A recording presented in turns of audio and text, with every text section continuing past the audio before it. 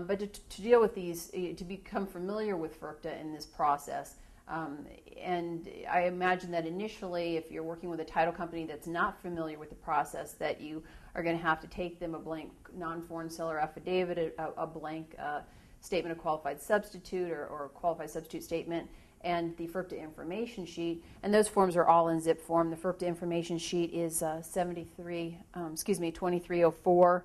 The affidavit of non-foreign sellers, form 2303.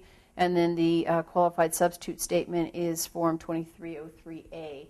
So you take those into your title person, you let them look at them, you have the title company's attorney review them, and once they feel familiar and comfortable with them, I'm imagining and hoping that most of the title companies will come on board and agree to be this qualified substitute. So now that we have this qualified substitute in place, what does that mean and how does this work? The seller will fill out the non-foreign seller affidavit.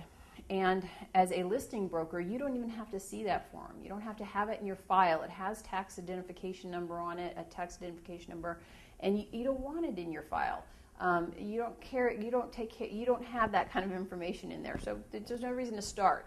They fill out the form, and once the title company is identified, they can fax it into the title company, walk it over to the title company, provide it to the title company. The title company will keep that with the rest of the closing documents, and they have all sorts of confidential information in there. So they should feel comfortable letting the title company hold on to that document. And then the title company fills out a qualified substitute statement. And the qualified substitute statement doesn't have any tax identification information on it. All it says is that I, as a qualified substitute, received a non-foreign seller affidavit from the seller, and it'll list the name of the seller, and I'm providing you, Ms. Buyer, with this statement of qualified substitute.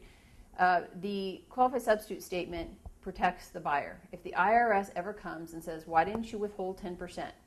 And he says, because he said he was a non-foreign person. What's your proof of that? Well, I have this qualified substitute statement right here. My title company took all the information. They're certifying under penalty of perjury that they received a complete non-foreign seller affidavit, and they gave me this form. And that form protects the buyer. And that's very important because under FIRPTA, if a buyer does not have proof that the person was not subject to FIRPTA withholding, and the buyer does not withhold, and it turns out that that person was a foreign person, then the first stop on the IRS's tour is with the buyer. And the buyer can be held responsible for that 10% that they should have held from the seller, and they didn't. So it's very important as buyer's brokers to protect your buyers. And the way you do that is by making sure that they have the proof in their file. If FIRPTA applies, if it's over $300,000 or under $300,000 and it's not being used as a primary residence, that your buyer has the proof in their files that protects them if the IRS comes. They have proof that the person was not subject to FIRPTA. So this is the process, and this is what's necessary. Under FIRPTA, a broker's liability and the liability of a qualified substitute really only comes into play in the event that the broker, the buyer's broker or the qualified substitute or even the seller's broker has knowledge or has been put on notice that the non-foreign seller affidavit or the qualified substitute statement is false. They're not providing the correct Social Security number. If they actually have noticed that it's false, then there is liability attaches to that. But beyond that, under FIRPTA, there's no liability. That's not to say, however, for example, in the case of a buyer's broker who fails to inform their client of FIRPTA, who fails to tell them and give them information about the proof that they'll need in their file if in the event that the person claims to be a non-foreign person and not subject to withholding. If they fail to provide that information to the buyer and it turns out the person was foreign, the buyer does get contacted by the IRS, the buyer does become liable to the IRS for the 10% plus interest and penalties that they should have held and did not withhold.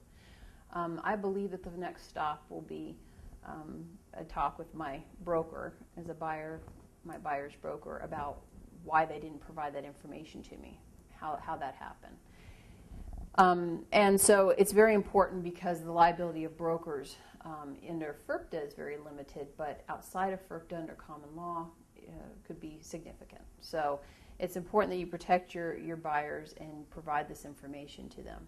And we have the information sheet. You'll see on all of our information sheets we have initials at the bottom, and the purpose of that is that you can provide it to your client, have them initial off on it, and then make a copy of it and put it back in your file so that your file reflects that you went over the information with your client.